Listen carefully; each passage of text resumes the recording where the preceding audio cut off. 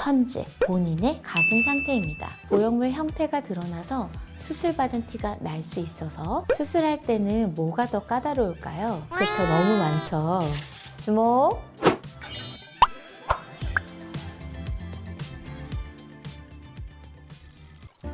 멜론이들 안녕! 저는 여러분의 가슴 주치 멜론 언니 김주원입니다. 혹시 첫 수를 위해 제 영상을 보는 분들이 계실까요? 첫 수가 뭐냐고요? 첫 수는 첫 번째 가슴 수술을 줄여서 첫 수라고 불러요. 오늘 얘기할 게 바로 이건데요. 알 수 없는 줄임말부터 시작해서 애니메이션처럼 저거 만화 영화 용어인데 싶은 낯선 용어들도 많거든요. 그래서 이번엔 가슴 수술 용어를 쉽게 알려드리는 가슴 용어 특집을 준비했습니다.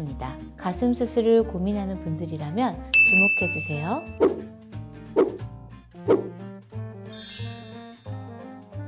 Lesson 1.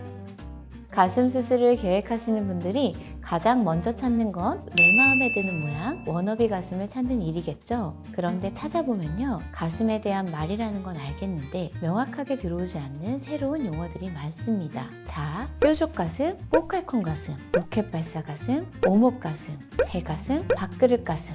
무슨 말인지 아시는 분?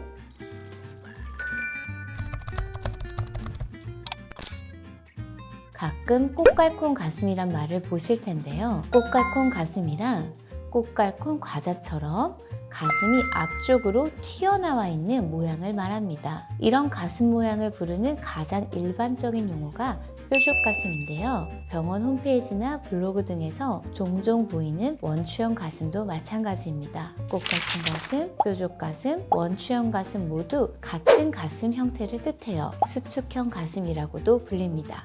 뾰족 가슴은 가슴 조직이 가슴 한가운데 몰려 있어서 이 가운데를 둘러싸고 있는 공간은 조금 비어 있는 경우가 많아요. 앞으로 튀어나와 있는 형태이기 때문에 가슴 위아래의 폭은 좁은 형태를 띱니다. 그럼 타고난 뾰족 가슴은 어떻게 모양을 잡으면 예뻐질까요? 케이스에 따라 다르긴 하겠지만 뾰족한 정도를 예쁘게 잡아줄 수 있는 보형물로 뾰족한 모양을 다듬거나 가슴방의 공간을 조작해서 가슴 모양을 잡기도 합니다.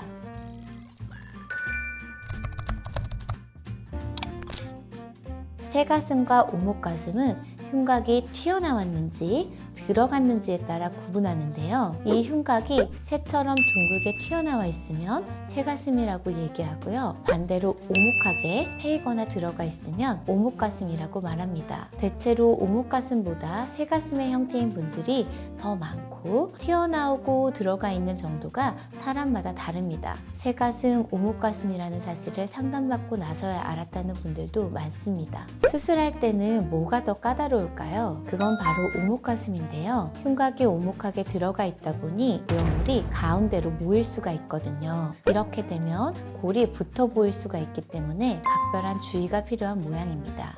그래서 오목가슴의 경우에는 상담이 중요한데요. 가슴 형태에 맞는 적절한 디자인과 수술 방법을 찾아야 만족도가 커지기 때문입니다. 수술 후 보정 속옷의 착용 기간이 길 수도 있고 수술 후 관리 역시 세심하게 살펴야 하기 때문에 본인과 결이 맞고 마음을 편하게 해주는 병원을 만나는 게 중요합니다. 새 가슴은 흉곽이 튀어나와 양쪽 가슴이 벌어져 있는 모양이기 때문에 유두가 정면보다는 측면을 향하고 있는 케이스가 많은데요. 벌어져 있는 가슴을 가운데로 충분히 밀어줄 수 있는 보형물, 사이즈가 좀 크거나 힘이 있는 보형물을 선택하는 게 낫습니다. 새 가슴도 수술 후 관리가 섬세해야 합니다. 널널한 속옷보다는 받쳐주는 힘이 센 브라를 착용하고 가슴골을 모아주는 관리 과정을 보다 오랜 시간 가질 수가 있습니다.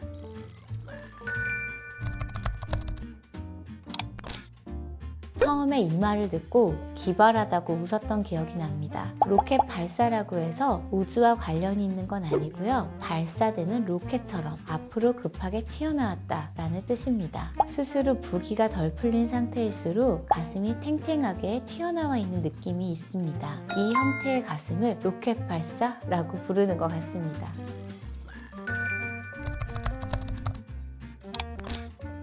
동그랗기보다는 길쭉한 형태, 그러니까 참외나 오이처럼 길게 늘어진 모양의 가슴을 참외 가슴, 오이 가슴이라고 부르더라고요. 이런 모양은 모유 수유 후에 가슴이 처져서 나타날 수도 있지만 사실 타고난 형태일 수도 있는데요. 보통 가슴 볼륨이 없는 상태에서 내 가슴 모양을 제대로 알기가 쉽지 않습니다. 그런데 아이를 낳고 수유를 하게 되면 가슴이 커지잖아요. 내 가슴 모양이 보이는 겁니다.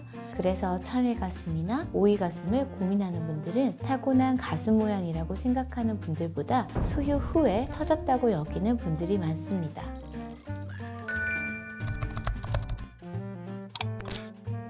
수술 후 가슴을 부르는 말 중에 하나인데요. 밥그릇이 엎어져 있는 것처럼 동그랗고 딱딱해 보이는 모양을 말합니다. 보형물 형태가 드러나서 수술받은 티가 날 수 있어서 가장 피하고 싶은 가슴 모양이기도 합니다. 수술을 하면 피부 조직이 보형물을 감싸게 되는데요. 피부가 얇은 분이라면 감싸는 조직도 얇은 편입니다. 아무래도 피부가 두꺼운 분에 비해서는 보형물 티가 더 날 수 있습니다. 하지만 모든 케이스가 그런 것은 아닙니다. 신체 상태에 맞춰 더 자연스러운 방법을 찾을 수 있으니까요. 전문의와 충분히 상담 시간을 가지시는 게 좋습니다.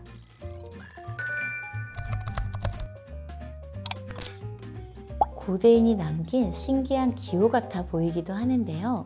모두 알파벳으로 가슴 모양을 지칭하는 말입니다. 유유 모양은 보통 가장 선호하는 모양입니다. 타고난 가슴처럼 살짝 처져 있고 윗가슴에서부터 아래까지 자연스럽게 흘러내리는 라인이라 예쁘게 타고난 것 같은 느낌을 주는 가슴입니다. 오는 크고 동그란 모양인데요. 이 모양은 수술한 티가 날 수 있기 때문에 피하고 싶어하는 분들이 많습니다. 보형물이 몸에 비해 너무 크거나 너무 높으면 이런 모양이 나타날 수 있고요. 간혹 구형구축이 일어나서 오오 모양으로 보이는 경우도 있습니다. 말씀드린 유유 모양의 경우 가슴박이나 흉곽 사이즈 등 가슴 상태를 자세히 살펴봐야 유유 모양이 가능한지 가늠해 볼 수 있습니다. 상담을 받을 때 원하는 가슴 모양이나 사진을 보여주시거나 원하는 모양을 말씀하시면 더 섬세한 상담이 가능합니다.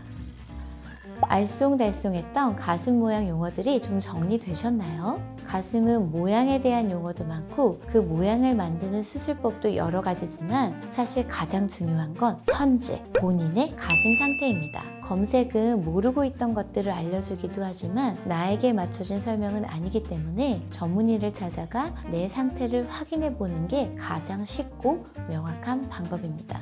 어떤 부분이든 충분히 물어보시고 내 상태에서 가질 수 있는 가장 예쁜 모양을 찾으신다면 만족할 만한 결과를 얻으실 수 있을 겁니다. 오늘은 가슴 별명에 대해 살펴봤는데요. 로켓 발사 같은 재밌는 용어들이 더 많아요. 다음에 나오는 가슴 용어편도 기대해주세요. 이상 여러분의 가슴 주치 멜론 언니였습니다.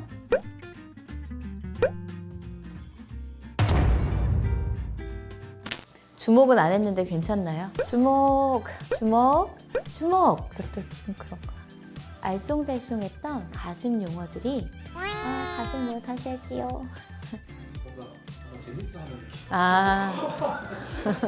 정말 재밌는. 다시 해볼게요. 네, 다시 해볼게요.